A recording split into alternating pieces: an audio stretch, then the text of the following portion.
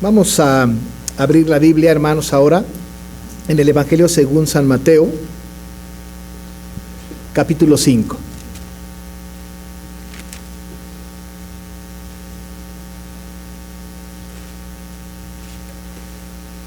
Y voy a hacer la lectura de los versículos 13 al 16.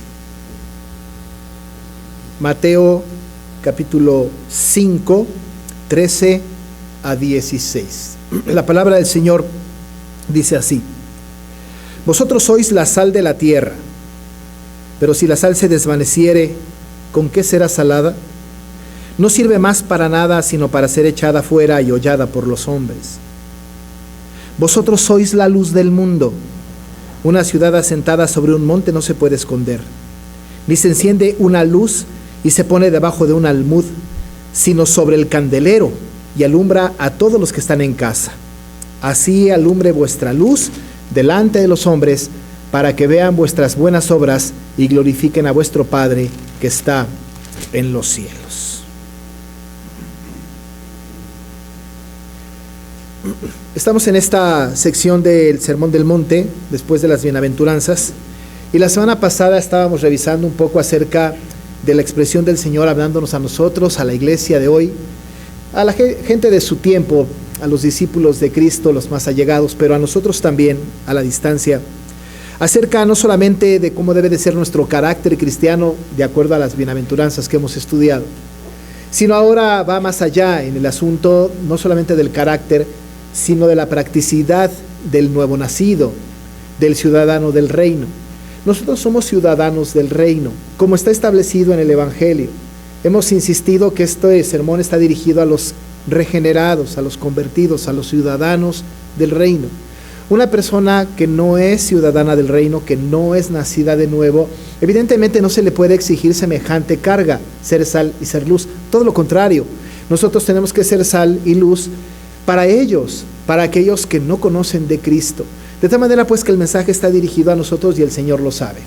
Y no solamente lo sabe, está justamente con toda la intención tratando de moldear el carácter del creyente, del cristiano, de nosotros pues.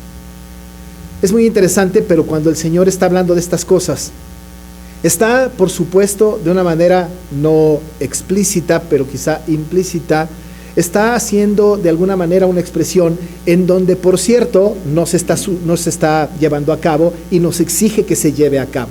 Es posible pues que en el tiempo del Señor Jesús a los discípulos que casi entendían la mayor parte de lo que el Señor Jesús les decía, pero muchas otras cosas no.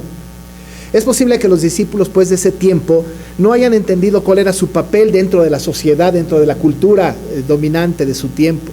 Es posible que hayan caído pues en el error, un error que pudieran haber caído de solamente creer en Jesucristo y tener una vida solamente de meditación y alrededor de Jesús sin hacer nada, sin involucrarse en el mundo de ninguna manera. Ese haya sido, digamos, una tendencia del creyente de aquella época. Pero nada más lejos que esto. El mismo Señor Jesús, al cual seguía la gente, estaba dando entonces ahora un mensaje después de hablar del carácter del cristiano en las bienaventuranzas y diciendo: ustedes tienen que involucrarse con la sociedad. Pero no solamente con la sociedad inmediata a la que tenemos nosotros, con la que tenemos influencia, sino en los términos que están escritos en el Sermón del Monte, habla acerca de nuestro involucramiento en todas las extensiones de la tierra. Por eso, cuando habla de la sal, dice que tenemos que ser sal de la tierra, no de una porción, no solamente de un lugar pequeño, solamente de nuestra área de influencia, sino que el creyente tiene que ser sal en toda la tierra. Pero ahora también nos habla acerca de la extensión de nuestro testimonio y dice que tenemos que ser luz, pero no solamente luz de nuestra colonia o luz de nuestra ciudad o luz de nuestro país, sino que tenemos que ser luz del mundo. Así que no tenemos una responsabilidad solamente eclesiástica en la iglesia en donde nos venimos y nos reunimos. No debemos de ser nosotros cristianos solamente de domingo, sino que tenemos una responsabilidad como ciudadanos del reino de impactar la comunidad que nos rodea. La semana pasada hablaba de que la sal no necesariamente tiene que ver, un poco sí, pero no solamente con dar gusto y sabor, sino que está encargada de evitar la putrefacción en la que se encuentra la sociedad. No que lo vayamos a lograr al 100%, pero esa debe de ser nuestra tarea en todos los ámbitos en donde nos desenvolvemos. La sociedad está tan enferma que recién esta semana escuchábamos de un pequeñito que mata a una maestra y luego se suicida. ¿Cómo está tan enferma la tierra y la iglesia cristiana en el mundo que está haciendo? Justamente ahí es donde tenemos que ser sal, tratando de evitar que la sociedad siga en descomposición continua. Es la responsabilidad del creyente. Jesús se los dice a sus discípulos. Pero ahora añade pues una metáfora más. No solamente quiere que seamos sal de la tierra, ¿no? Y que si nosotros no somos sal de la tierra nos vamos a desvanecer, a mezclar con el mundo, pero ahora nos pide algo muy concreto, tan concreto como la sal. Dice que ahora nosotros tenemos que ser luz del mundo. Es muy importante el asunto. Para que nosotros podamos entender en la medida de lo posible, lo más profundamente el texto, quisiéramos algunas distinciones que son importantes. El pronombre es importante porque no habla de una sola persona, sino habla de un grupo de personas.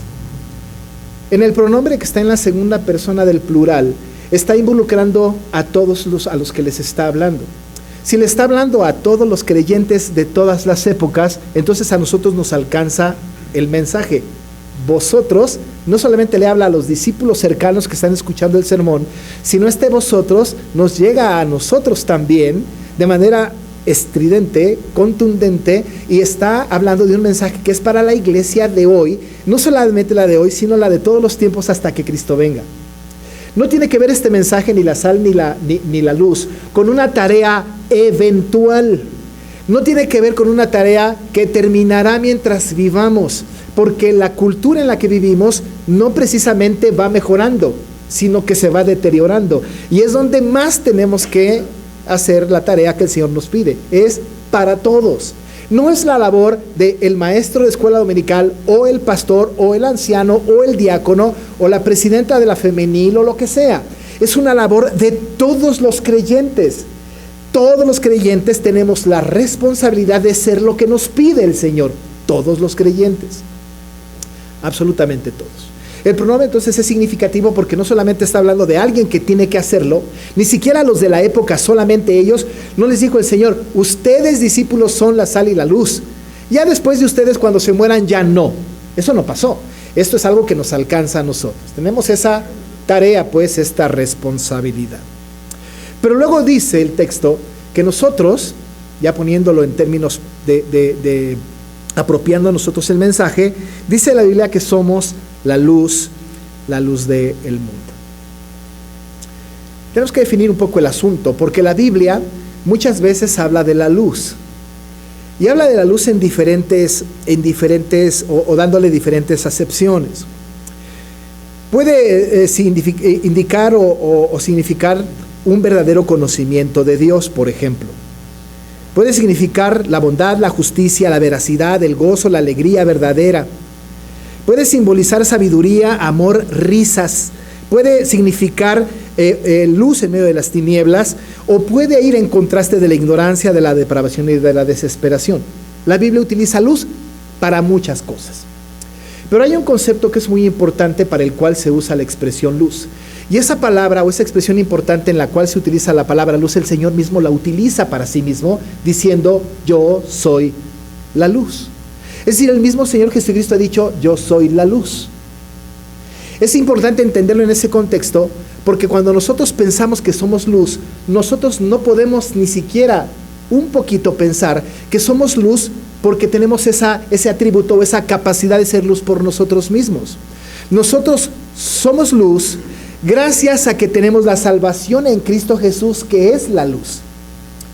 En el Salmo 27 se habla de Dios como luz, de Jesús como luz, del Señor como luz, y cómo Él atrae salvación a través de esta luz. Dice el Salmo 27:1: Jehová es mi luz y mi salvación. ¿De quién temeré? Jehová es la fortaleza de mi vida, ¿de quién he de atemorizarme? De tal manera que la acepción de la luz en términos de salvación está claramente establecida, y es el énfasis que el Señor le da a este texto.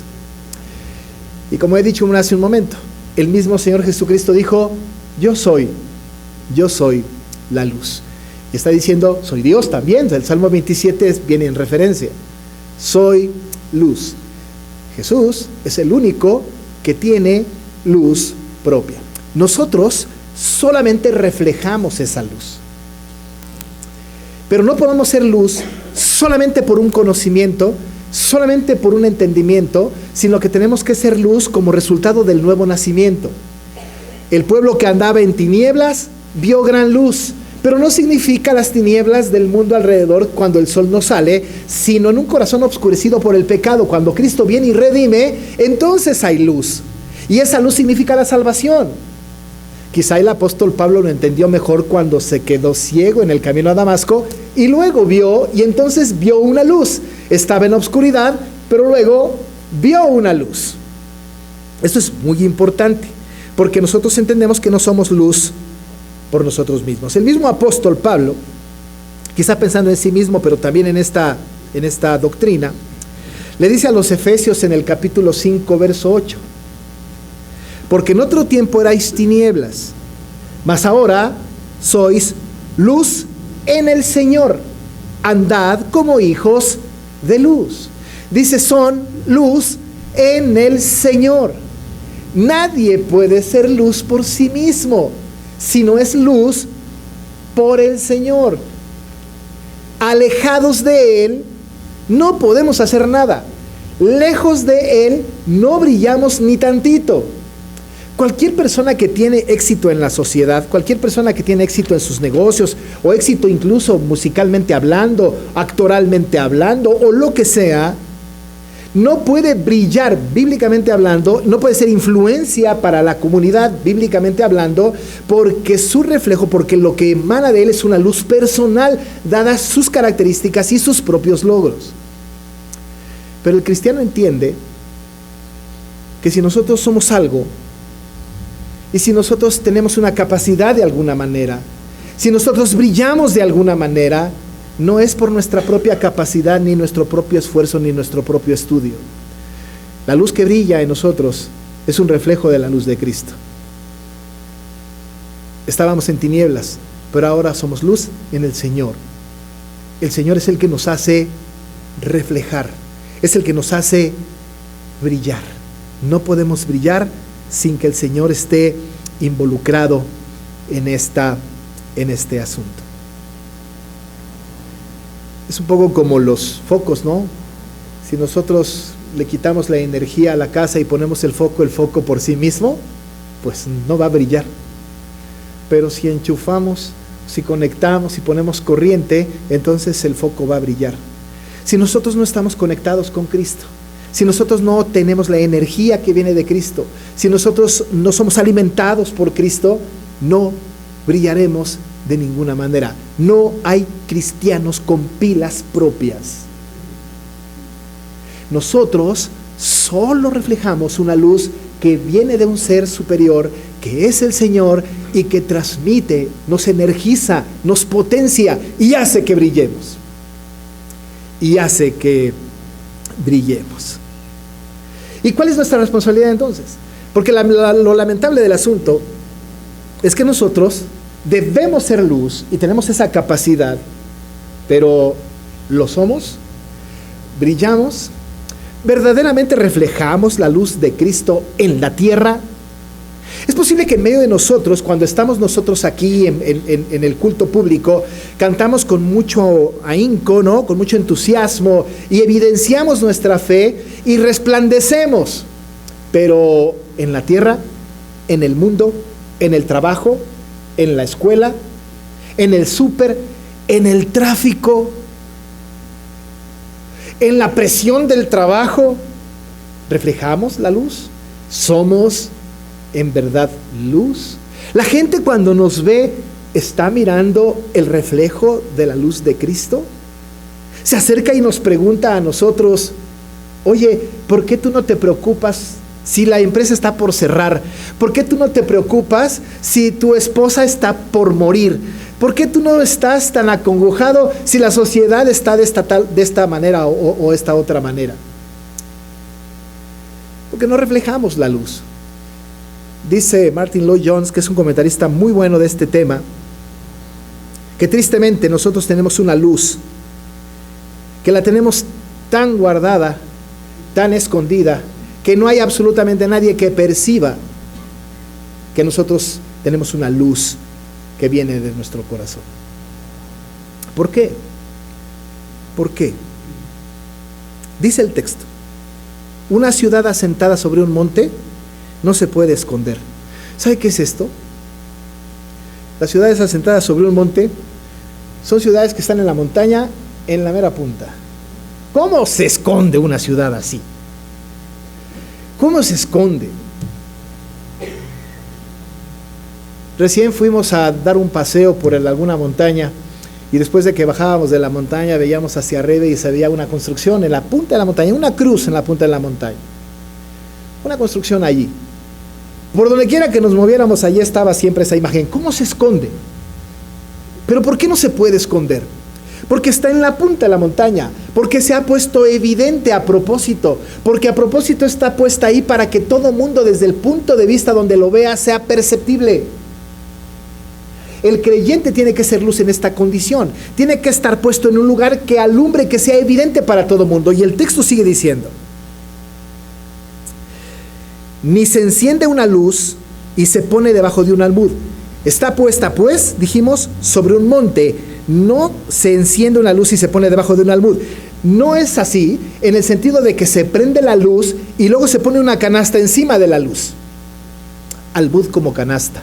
Ahora imaginen ustedes que prenden una luz, no digamos fuego para que la canasta no se queme, pero una lámpara.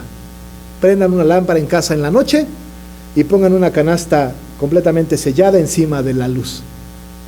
¿Cómo brillará esa luz? Y nosotros somos un poco como esto, ¿no? Porque tenemos la luz de Cristo, somos luz en el Señor, tenemos esa responsabilidad, pero tenemos encima de nosotros algo que impide que la luz salga.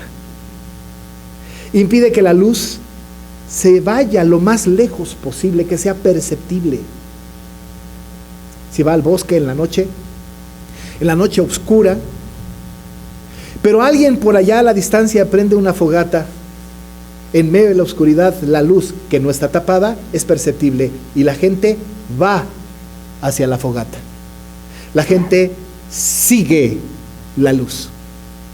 El faro de Alejandría en aquella época, cuando los barcos entraban por el estrecho de Gibraltar para el mar Mediterráneo para llegar ahí, al puerto de Alejandría, que era uno de los puertos más importantes, en medio de la oscuridad, ¿cómo saber a dónde llegar? Pero ellos llegaban porque el faro de Alejandría venía anunciando: aquí estoy con la luz, aquí estoy, aquí estoy. Y el barco veía la luz a lo lejos y iba siguiendo la luz, la luz, la luz. Lo único que le hacía llegar a la meta, lo único que le hacía llegar al destino al cual iban, era la luz que estaba reflejando en medio de la oscuridad y era la que iban siguiendo los barqueros para llegar a Alejandría. Dirige la atención de las personas, ubica lo más importante, establece la meta. Pero ¿qué tal que el barco entrara por el estrecho de Gibraltar y el faro se apagara? ¿Para dónde van los marineros? Se pierden, porque no hay luz que les dirija.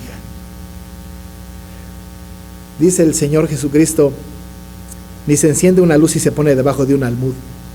No puede ser. Ustedes, como luz del mundo, no pueden esconderse, estar guardados en el templo, en la iglesia, en la casa, en los lugares cerrados, que no nos conozca nadie, que nadie nos vea. Y cuando vamos saliendo de la iglesia a la calle y vamos a un mercado, dejamos la Biblia en el carro porque nos da pena ir con la Biblia caminando en la calle. Y si vemos un hermano que viene, nos escondemos, porque si dice: hola hermano, nos da mucha pena. Porque nosotros somos, pues, o alumbramos solamente en los ámbitos que nos interesa alumbrar. Pero la Biblia, el Señor dice: vosotros sois la luz del mundo. Nuestra responsabilidad es brillar como luz. El Señor dice: sino sobre el candelero se enciende la luz, sobre el candelero, y alumbra a todos los que están en casa.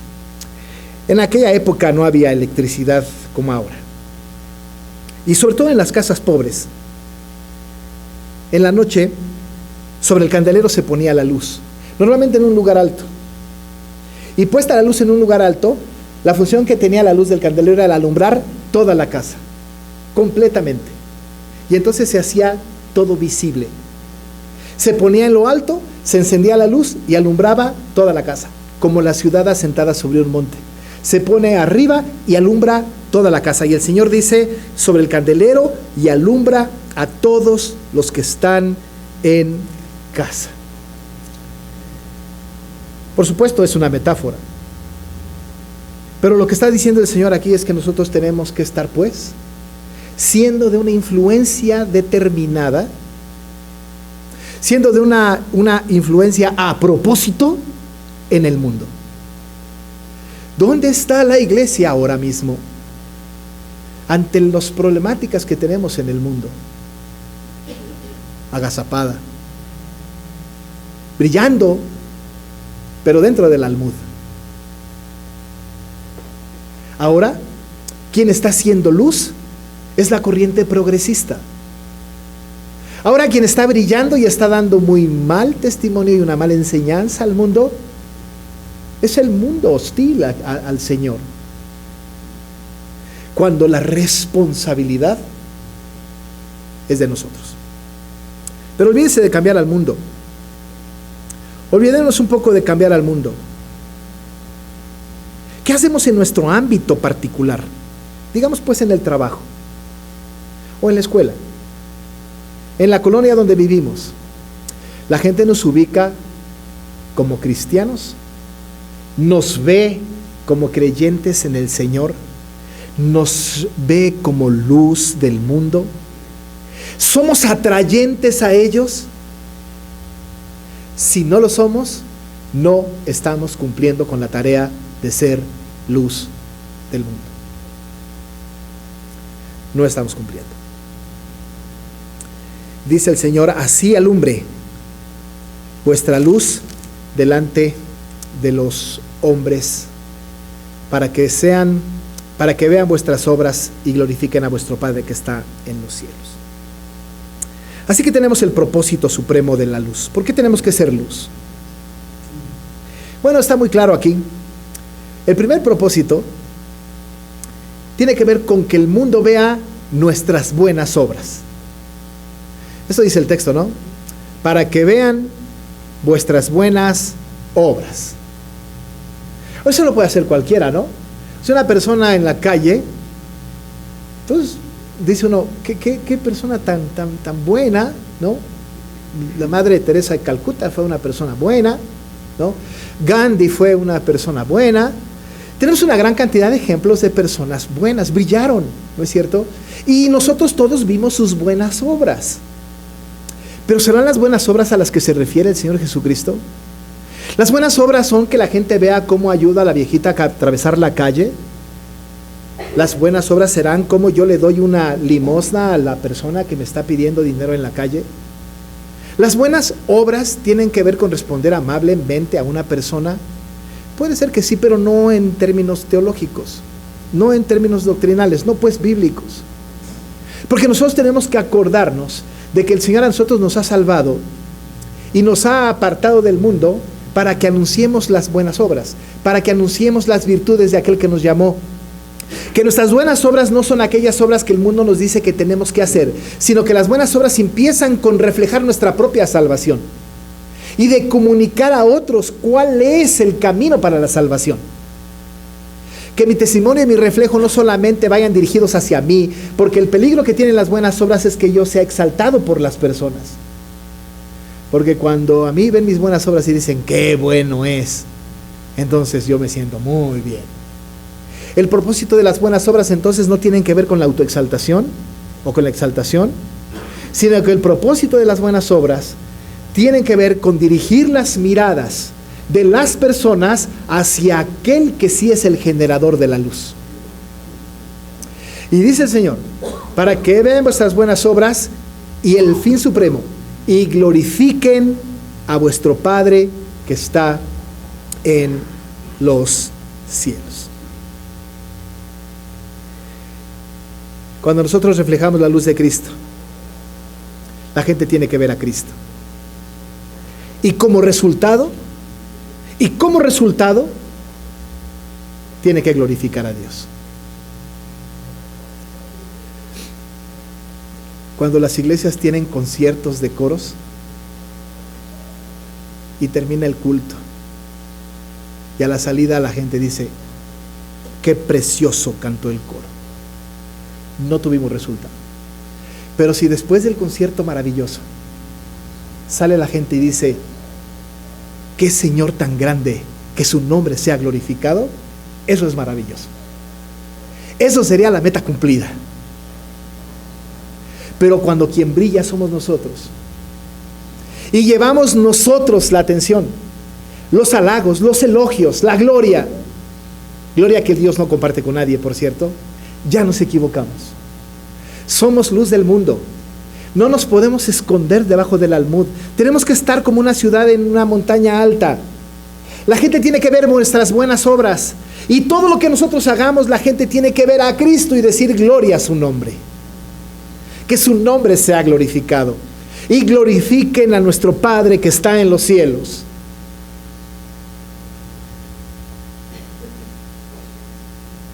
Y evitar la autoexaltación, y evitar que me halaguen con tantas cosas, porque el único que se lleva la gloria cuando somos luz del mundo tiene que ser el Señor, y solamente el Señor.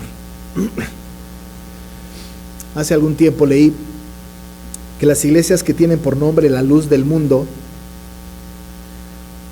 pues buscan justamente exaltación a sí mismas.